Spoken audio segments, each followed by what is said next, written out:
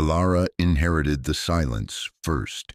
It arrived before the lawyer's letter, before the deed, before the sympathetic platitudes from neighbors who had never much cared for her father anyway. It was a profound and hollow quiet that settled over the small rented house where he had spent his last days, a quiet that absorbed the familiar sounds of his shuffling feet, his low, rumbling cough, and the clink of the rock hammer he was always polishing. In the days following his passing, she found herself listening for those sounds, her body tensed for an echo that would never come. What came instead was a formal envelope containing the sum total of his earthly estate, a 5-acre plot of sun-scorched land on the county line, a place he had bought 3 decades prior with a sliver of money from a patent that never went anywhere. And on that land, its single most prominent feature was a well, a dry well. The town of Meridian existed in a state of perpetual argument with the sky. In summer, the sun was a hammer, beating the land into a cracked and dusty submission. The heat was not a gentle warmth, but a physical presence, a weight that settled on the shoulders and made every breath feel like an act of labor. In winter, the wind was a blade, shearing across the flatlands from the north, finding every crack in a home's foundation, every loose shingle, every bit of exposed skin. There was no gentle spring, no lingering autumn. There were only the 2 warring tyrants of heat and cold. The people of Meridian had learned to accommodate them with a grim sort of pragmatism, their lives dictated by the turning of the screw from one extreme to the other. They built their houses of thick timber, installed massive air conditioning units that groaned through July, and fed wood stoves that glowed red-hot through January. They understood survival in terms of brute force, of fighting the elements with technology and fuel. Alara's inheritance was 5 acres of this argument, and by all accounts, it was the losing side. The soil was thin and stony, fit for little more than scrub brush and stubborn, thorny weeds. It had no road access to speak of, only a dirt track that threatened to wash out in the rain or turn to fine powder in the drought. And its heart, the feature her father had spoken of with a strange, wistful pride, was the well. It was 100 feet deep, hewn from the limestone bedrock by hands long since turned to dust, a relic from a time when people believed water could be willed from the earth by faith alone. But the faith had failed. The well was dry, had been dry for as long as anyone could remember, a gaping stone throat that offered no life, only a hollow echo when a pebble was dropped into its depths. It was, the town agreed, a monument to futility. Mr. Alistair Thorne, chairman of the town council, and a man whose wealth had been built on acquiring such forgotten parcels, visited her a week after the funeral. He did not come to the rented house. He summoned her to his office, a mahogany-paneled room that smelled of leather and self-satisfaction. He was a man composed of soft, rounded edges, a round face, a round belly, a round, dismissive wave of his hand. He gestured for her to sit in a chair that was intentionally lower than his own. He began with condolences, his voice a practiced, syrupy drone that slid over the surface of her grief without ever touching it. He spoke of her father as an eccentric and a dreamer, words that in his mouth were synonyms for fool. Then he got to the point. The land, he explained with a paternalistic sigh, was a liability. The property taxes, though small, were a needless burden. The dry well was a danger. A child could fall in. He was prepared, as a gesture of civic duty and personal sympathy, to take it off her hands. He named a price that was barely enough to cover the cost of a used car, a sum so insulting it felt like a slap. "I'll have to think about it," Alara said, her voice quiet but firm. The words surprised even her. She had walked into his office expecting to sign whatever he put in front of her, to take the pittance and use it to move somewhere, anywhere else. But his condescension had ignited a tiny, cold spark of her father's stubbornness within her. Mr. Thorne's smile tightened. "There's nothing to think about, my dear girl. It's a worthless plot, a stone garden with a hole in it. The offer is more than fair. It's charitable." He leaned forward, his voice dropping to a conspiratorial whisper. "Between us, your father sank every last penny he had into that land, chasing some fantasy. Don't you make the same mistake. Don't let sentiment cloud your judgment." She stood up, the legs of the chair scraping against the polished floor. "Thank you for your time, Mr. Thorne. I will be in touch." She walked out of his office feeling not defeated, but strangely energized. He didn't want the land out of charity. He wanted it for a reason, and for the first time she felt a flicker of curiosity about the stone garden with a hole in it. The eviction notice from her landlord was the final push. Her father's lease was up, and her own meager savings as a part-time librarian wouldn't cover the rent on a new place. She had nowhere to go, and so, with the last of her money, she bought a threadbare tent, a cooler, and a few gallons of water, and drove her sputtering old car down the dirt track to her inheritance. The reality of the place was even bleaker than she had imagined. The sun was relentless. The scrub brush crackled under her feet. Insects buzzed in a monotonous, oppressive drone.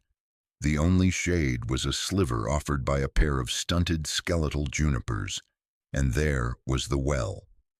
It was wider than she'd pictured, a good 5 feet in diameter, capped with a crumbling ring of mortared stone. A heavy, rotting wooden lid lay half on, half off, warped by years of sun and rain. She peered over the edge. The darkness was absolute, a perfect circle of black cut out of the bright, hazy day. It smelled of cool stone and damp earth, a scent entirely alien to the baked air around her. The first few days were a lesson in misery. The tent became a sauna by mid-morning. The water in her cooler was lukewarm by noon. The nights were little better, the heat radiating back up from the ground, the air thick and still. She felt her resolve beginning to crumble into dust, just like the soil around her. Mr. Thorne's offer echoed in her mind. Maybe he was right. Maybe this was just sentiment. Maybe this was madness. On the third afternoon, with the heat shimmering in waves that made the horizon dance, she sat leaning against the stone lip of the well, the only remotely cool surface she could find. The faint, earthy smell drifted up, a promise of relief. An idea born of pure animal desperation took hold. Shade. The deepest, most absolute shade in the entire county was right beneath her. She found an old rope and a bucket left in the trunk of her father's car, a remnant of his own forgotten explorations. She tested the rope, pulling on it with all her weight. It seemed strong enough. She secured it to the sturdiest of the junipers, whose roots seemed to have a death grip on the bedrock itself. She rigged a simple loop for her foot, took a deep breath that was more like a gasp of hot air, and began to lower herself into the earth. The transition was breathtaking. In one moment she was in the searing white-hot glare of the sun. The next she was enveloped in a cool, silent dark. The temperature dropped not by degrees, but by what felt like entire seasons. 10 feet down, the air was pleasant. 20 feet, it was cool. 30 feet, it was as refreshing as a spring morning. The stone walls of the well were smooth and cold to the touch. The world of buzzing insects and oppressive heat vanished, replaced by a profound subterranean peace. She braced her feet against the opposite wall and just hung there, suspended in the cool dark, her frantic heart rate slowing, her sweat-drenched skin beginning to chill. It was then that a memory surfaced, a fragment of a conversation from her childhood. She was sitting with her father on the porch during a summer heat wave, watching him sketch complex geological strata in a notebook. He was a man of quiet, intense passions, a geologist who had lost his university post for theories the department deemed too unconventional. He tapped his pencil on a diagram of the Earth's layers. "People think the enemy is the sun," he had told her. his voice low and thoughtful. Or the winter wind. They fight the weather on the surface, but they're fighting in the wrong place. The real power, the real stability, isn't up here, it's down there. He pointed the pencil at the ground. Below the frost line, Alara, the earth doesn't argue, it just is. The temperature is constant, a perfect, stable cellar.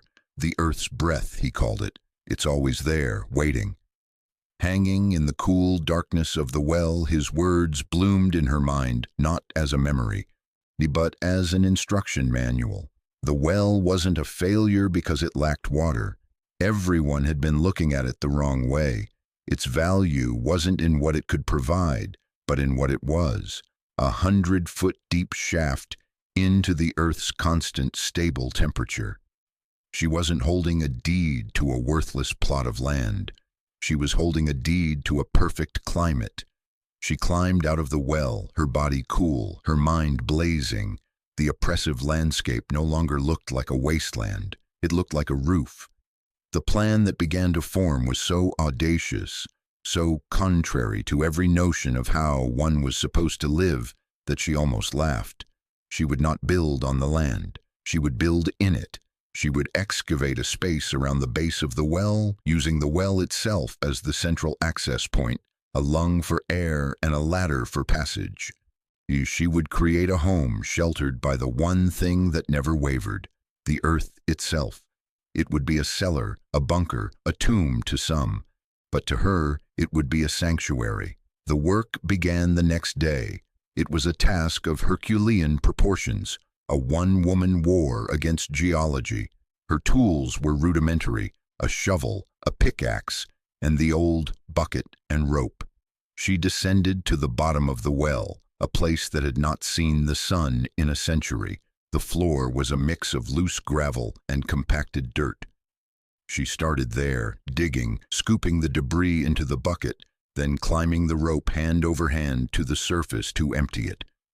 Each bucket load was a victory, a tiny, painstaking reclamation of space from the planet. The first week was a litany of pain. Her hands blistered, then bled, then formed thick, clumsy calluses. Her back screamed in protest. Her arms and shoulders felt like they were being torn from their sockets. Every muscle ached with a deep, resonant fire. At night, she would collapse in her tent, too exhausted to eat, and fall into a dreamless sleep that was less a rest and more a temporary cessation of pain. The pile of excavated earth beside the well grew with agonizing slowness, a small mound of defiance against the flat landscape. Silas Blackwood ran the town's only hardware store. He was a tall, lanky man with a face as weathered as old barnwood and hands that knew the heft and purpose of every tool he sold. He was a man of immense practicality who believed in proven methods and measurable results. He watched Alara come into his store every few days, her face smudged with dirt, her clothes stained with clay, buying more rope, another shovel when the first one broke, heavy-duty gloves, and eventually a complex pulley system he had to special order. "What in God's name are you building out there, miss?" he finally asked one afternoon, his curiosity getting the better of his reserve. "You're buying enough rope to hang a giant." Alara hesitated. Explaining it out loud felt like giving voice to the madness everyone already suspected.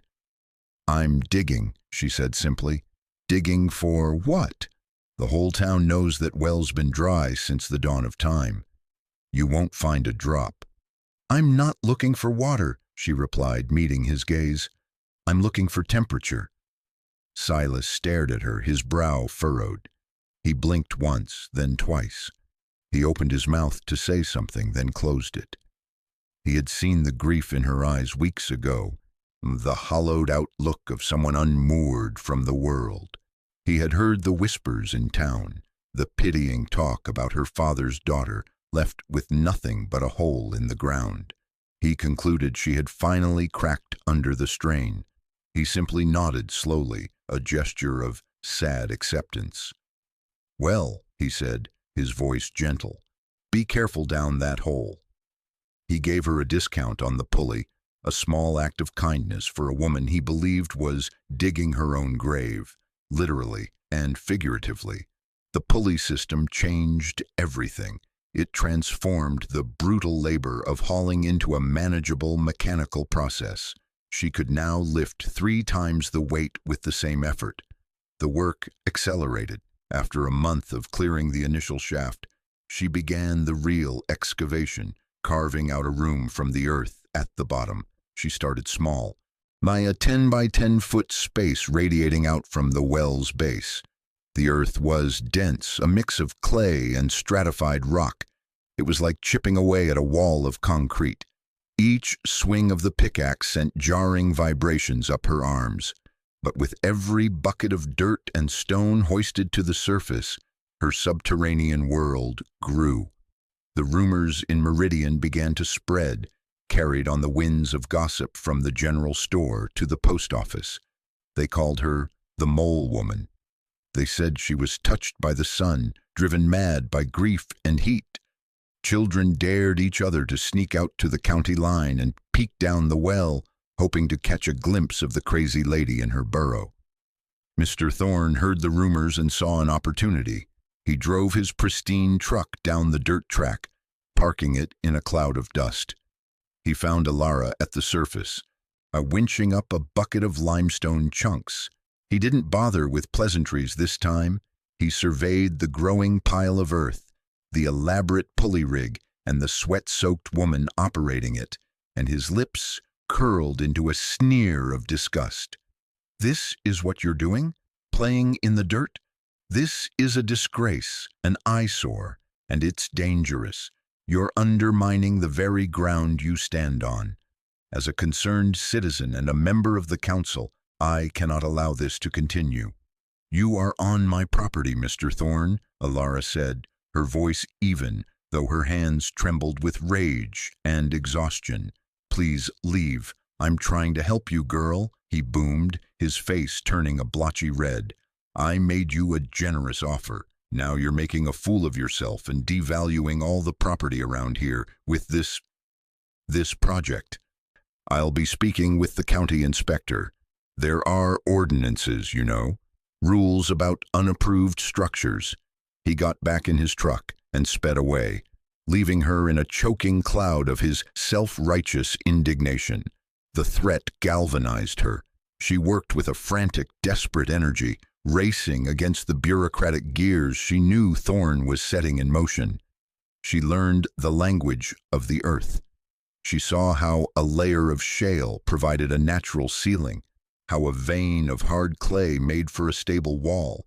She wasn't just digging a hole. She was sculpting a space, reading the geology her father had taught her to see. She began to line the excavated walls with salvaged lumber Silas sold her for next to nothing, creating a framework for a home. She devised a clever system for ventilation, realizing the well shaft itself would create a natural thermal siphon, pulling cool air down and venting warmer air up and out through a smaller pipe she would later install. Summer bled into what passed for autumn. The heat lessened, but the work did not. She had excavated a space that was now roughly 15 by 20 feet, with a ceiling high enough to stand comfortably. It was a cave, a raw, earthen room, but it was hers, and the temperature within it never changed. Whether it was 80 degrees on the surface or 50 down in her nascent home, it remained a steady, unwavering 55 degrees. It was the earth's breath, just as her father had said, cool, constant, and reliable. Silas made a habit of driving out once a week under the guise of delivering supplies she'd ordered. He never said he believed in her project, but his skepticism had softened into a kind of grudging respect for her sheer, mulish tenacity. He'd stand at the lip of the well, peering down into the darkness where she worked. "How's the temperature down there today?" he'd call down, a slight note of irony in his voice. 55 degrees, she'd call back, her voice echoing up the stone shaft. "Same as yesterday, same as tomorrow." He would just shake his head and leave a canteen of fresh water or a bag of apples on the well's edge. He couldn't understand what drove her, but he could not deny the evidence of her labor. The pile of excavated earth was now the size of a small cabin. She had moved beyond insanity into the realm of geological anomaly.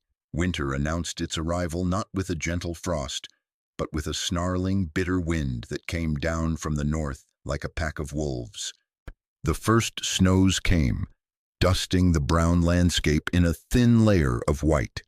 The people of Meridian fired up their wood stoves and furnaces, their chimneys puffing smoke into the gray, metallic sky. Alara, meanwhile, was completing her home. She had installed a small, efficient wood stove at the bottom, its flue piped up and out through a secondary shaft she had painstakingly dug. It took very little fuel to raise the ambient 55-degree temperature of her subterranean room to a comfortable 70.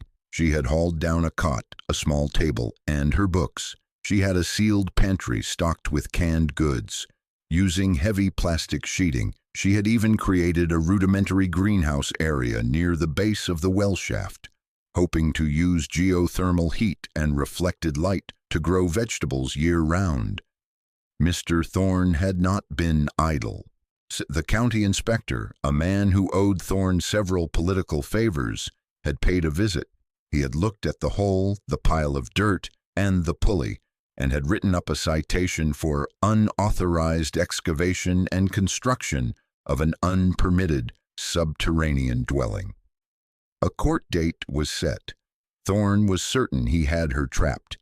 He told everyone at the diner that the mole woman's folly was about to come to an end. For her own good, of course.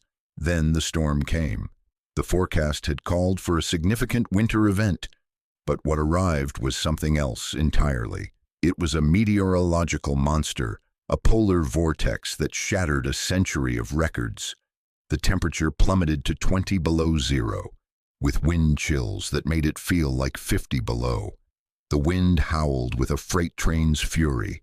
Snow began to fall, not in flakes, but in blinding horizontal sheets. It was a blizzard of historic, terrifying proportions. Within hours, Meridian was paralyzed. The power grid, strained by the colossal demand from electric heaters, failed. The town was plunged into darkness and a sudden, deadly cold. Roads became impassable, buried under drifts that were measured in feet, not inches. The world beyond the windowpane became a swirling vortex of white. For the people of Meridian, the fight was on. They stuffed towels under doors, huddled around fireplaces, and prayed their wood supply would last. In her burrow, Alara was dimly aware of the storm's fury. She could hear the muffled scream of the wind at the top of the well shaft, a distant, angry ghost. But inside her home, nothing changed.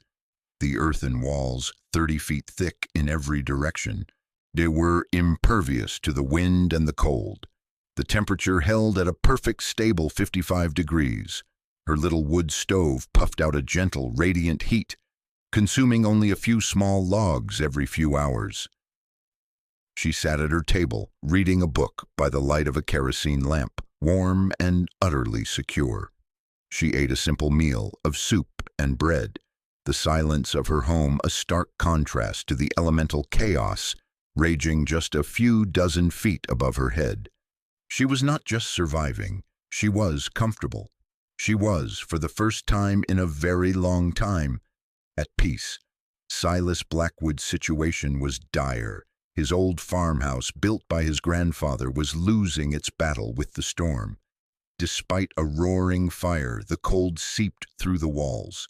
His generator, which powered the well pump, had sputtered and died, the fuel line frozen solid. Now his pipes were freezing. He could hear them groaning in the walls, the ominous prelude to a catastrophic burst. His wife and 2 young children were bundled in every blanket they owned, their faces pale with cold. Fear, a cold, hard knot in his stomach, began to grow. He had done everything right, everything the conventional wisdom dictated, and it was all failing. And then he thought of her, the mole woman. He thought of her calling up from the bottom of that hole, her voice echoing with an insane certainty. 55 degrees, same as yesterday, same as tomorrow. It had sounded like madness then. Now, in his freezing house with the wind trying to tear the roof off, it sounded like salvation. It was a desperate, foolish hope, but it was the only one he had. He told his wife he was going to check on the livestock. I lied to keep her from worrying. He bundled himself in layers of clothes until he could barely move, grabbed a powerful flashlight and stepped out into the blizzard. The journey was a nightmare. The wind tore at him, stealing his breath and blinding him with snow. The 2 miles to Alara's property felt like 100. He navigated by memory, stumbling through drifts that were sometimes waist-deep. More than once he fell, the snow consuming him. The temptation to just lie there and let the cold take him almost overwhelming. But the image of his children's faces and the memory of that voice from the well pushed him onward. When he finally reached her land, he could barely see. The world was a maelstrom of white. The juniper trees were skeletal shapes plastered with snow. The pile of earth was a massive drift. And the well. The well was a dark circle, its stone lip swept clean by the swirling eddies of the wind. A thin wisp of smoke, almost invisible against the gray sky, rose from a small pipe nearby, the flue from her stove. She was alive. He stumbled to the edge of the well and peered down. He saw nothing but blackness. "Alara!" he shouted, his voice snatched away by the wind. "Alara!" He shone his flashlight down the shaft. The beam cut through the darkness and illuminated a rope ladder descending to a wooden platform far below. From that platform, a warm yellow light spilled out from an opening in the well wall. It looked like a doorway into another world. A moment later, her face appeared at the opening. She looked up, squinting into the beam of his light. "Silas, is that you? What are you doing out in this? My generator's dead. My pipes are freezing. I just—" He stammered, his words tumbling out, his body shaking uncontrollably from cold and exertion. "Come down," she said, her voice calm and clear, carrying up the shaft with an unnatural clarity. "Be careful on the ladder." The descent was terrifying. The rungs of the rope ladder were slick with a thin film of ice, but as he went deeper, the wind died away, and the air grew still and miraculously warmer. When he finally stepped off the ladder onto the solid wooden platform at the bottom, the change was staggering. He was out of the wind. The air didn't hurt to breathe. He stepped through the opening she had carved and found himself in her home. He stood there, dripping melting snow onto the packed earth floor, and simply stared. He was in a warm, dry, quiet room. The air smelled of earth, wood smoke, and brewing tea. The little stove in the corner radiated a gentle heat. Books were stacked neatly on a shelf. A small lantern cast a golden glow over everything. It wasn't a cave or a burrow, it was a home. It was the safest, most comfortable place he had ever been in his life. He looked at Alara, who was calmly pouring him a cup of tea, her expression one of quiet concern, not triumph. "How?" was all he could manage to say, his voice a hoarse whisper. He took the warm mug, his frozen fingers clumsy around it. "The whole town. The power is out. Everyone is freezing. But you, how?" "The earth doesn't argue, Silas," she said softly, quoting her father. "It's 55 degrees, always." He sank onto a small wooden stool, the warmth of the room seeping into his bones, chasing away the deadly chill. He looked at the smooth clay walls, the sturdy timber supports, the profound and simple genius of it all. He thought of Mr. Thorne in his grand, modern house, now as cold and vulnerable as a tent. He thought of the townspeople huddling in their failing homes, fighting a battle on the surface. And he looked at this woman, this mole woman whom everyone had pitied and mocked, and he saw not a fool, but a prophet. He had come expecting to find a mad woman in a hole. He had found the only sane person in the entire county. The blizzard raged for 2 more days. When it finally broke, it left behind a world transformed, buried, and silent under a blanket of white. The stories of hardship were everywhere. Burst pipes had flooded dozens of homes. Livestock had frozen in their barns. 2 elderly people living on the outskirts of town had been found dead from hypothermia. The cost of the storm, in both property and lives, was devastating. The story of Silas Blackwood's survival, however, spread like wildfire. He told everyone who would listen. He described the howling blizzard outside and the serene warmth inside Ilara's subterranean home. He spoke not with the tone of someone telling a tall tale, but with the quiet conviction of a convert. He described the stability, the safety, the sheer, undeniable logic of what she had built. The community's perception shifted with the force of a tectonic plate. The mockery and pity evaporated, replaced by a stunned, burgeoning respect. The mole woman became the woman with the well house. Her folly was reframed as foresight. Her madness was recategorized as genius. People who had once crossed the street to avoid her now sought her out, their faces etched with a new humility. They didn't just ask how she had done it, they asked why they hadn't thought of it themselves. Mr. Thorne's humiliation was absolute. His large, expensive home had suffered catastrophic damage. 3 separate pipes had burst, flooding his mahogany-paneled office and ruining his antique furniture. The court date for Ilara's citation was quietly and indefinitely postponed, then dropped altogether. When he next saw her in town, he was the one who averted his gaze, his face a mask of bitter resentment. He had tried to fight her with ordinances and public opinion. She had defeated him with geology and a shovel. In the spring, as the great melt began, a slow pilgrimage started down the dirt track to Ilara's land. It was her neighbors, her former mockers, the practical, hard-headed people of Meridian. They came not to stare, but to learn. A farmer whose well pump had frozen asked her about the principles of the thermal siphon.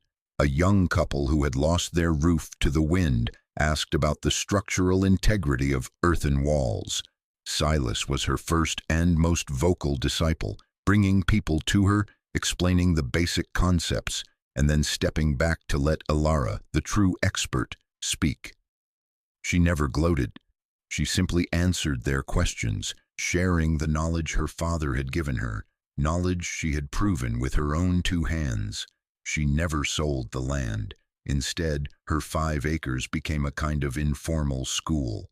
She helped her neighbors design their own smaller-scale root cellars and storm shelters based on the same principles.